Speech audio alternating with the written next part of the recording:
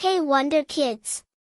Have you ever looked out the window and seen the rain falling? Where does all that water come from?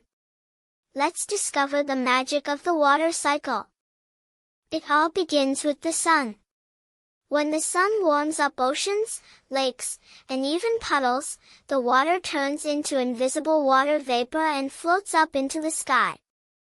As this vapor rises higher, it gets cold and gathers into tiny droplets, forming those big, fluffy clouds we see. It's like a sky-high water party. When clouds get super full and heavy, they can't hold any more. So, the water falls back down to earth as rain, watering our plants and filling our rivers. And then the whole amazing journey starts again. This is the incredible water cycle, keeping our planet green and giving us fresh water to drink. How cool is that?